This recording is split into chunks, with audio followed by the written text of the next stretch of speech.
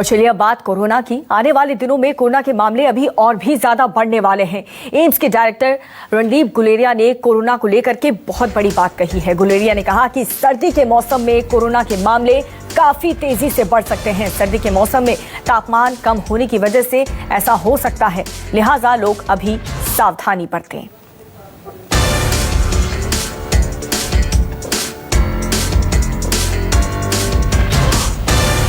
Corona को लेकर बेपरवाह हुए लोग और जिन्हें परवाह भी है उनके लिए ये खबर और जानकारी बेहद महत्वपूर्ण है।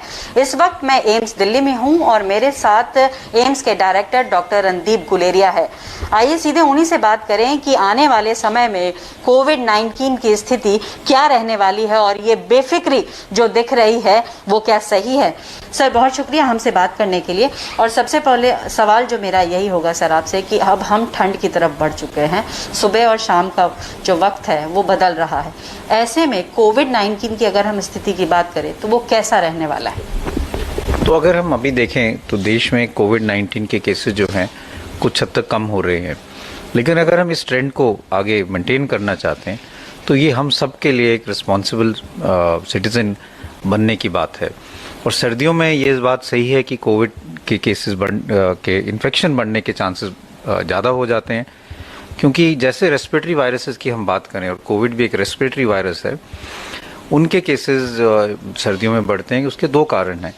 एक तो ठंड के मौसम में क्योंकि टेम्परेचर कम होता है, हवा में वायरस जो है वो ज़्यादा देर तक सर्वाइव कर सकता है और इसलिए इन्फेक्टिविटी बढ़ जाती है। दूसरा, सर्दी में हम घर के अंदर ज़्यादा रहते हैं, इंडोर ज़्यादा रहते हैं और इंडोर जो है इकट्ठे रहते हैं, क्राउडिंग ज़्यादा होती है और वायरस का फिर एक से दूसरे में स्प्रेड होने के चांसेस ज़्यादा हो जाते हैं, क्योंकि सर्दी के कारण क्रॉस वेंटिलेशन भी इतना नहीं होता जैसे गर्मियों में होता है। जो सर्दियों में वायरल इन्फेक्शंस हैं वो बढ़ते हैं। हमारा जो पुराना डेटा है और फ्लू नेटवर्क का भी जो डेटा है वो यही कहता है कि सर्दियों में एक स्पाइक आता है इन्फ्लुएंजा का, स्वाइन फ्लू के केसेस भी बढ़ते हैं। तो अगर इन्फ्लुएंजा के केसेस भी बढ़ेंगे, कोरोना के केसेस भी बढ़ेंगे, पोल्यूशन का इफेक्ट भी होगा, तो हमारे जो हेल्थ केयर सिस्टम्स हैं उसमें एकदम ज़्यादा स्ट्रेन पड़ेगा। इसलिए हमें प्रिवेंटिव मेजर्स जो हैं उस पर पूरा ध्यान देना चाहिए और इसी की हम बात कर रहे हैं, क्योंकि अगर हम मास्क लगाएंगे तो कोरोना ही नहीं और कई इन्फेक्शंस हैं जिसको हम आगे फैलने से रोक पाएंगे, क्योंकि ये सब ड्रॉपलेट इन्फेक्शंस हैं। चाहे वो हम वायरल इन्फेक्शन की बात करें या बैक्टीरियल इन्फेक्शन की बात करें, मास्क लगाने से और डिस्टेंसिंग रखने से टीबी के केसेस भी कम होंगे। तो ये सारे चीज़ें जो हैं ये हमारे हेल्थ के लिए ज़रूरी हैं।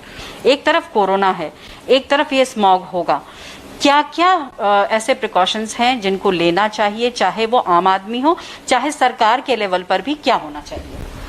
तो आम आदमी के लिए अगर पोल्यूशन लेवल ज़्यादा है और हम कोविड की भी बात कर रहे हैं तो जो हम हम कहते हैं जो पिलर्स ऑफ प्रिवेंशन है वो तो हमें करने ही हैं, जो फिजिकल डिस्टेंसिंग, मास्क लगाना और हैंड वॉशिंग।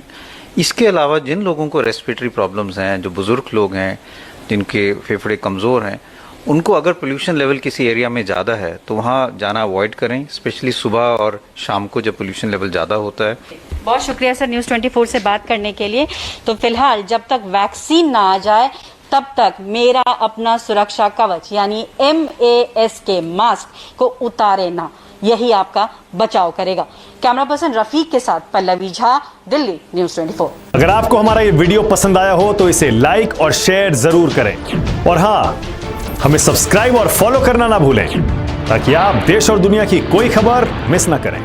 चाहे कोई ब्रेकिंग न्यूज हो या कोरोना वायरस से जुड़ी कोई भी अपडेट, पॉलिटिक्स हो या आपकी जेब से जुड़ी कोई खबर, इलेक्शन की कोई न्यूज हो, कोई कंट्रोवर्सी हो या फिर कोई वायरल वीडियो, सब कुछ मिलेगा न्यूज़ 24 पर। तो जुड़े रहिए हमारे साथ और देखते रहिए न्यूज़ 24।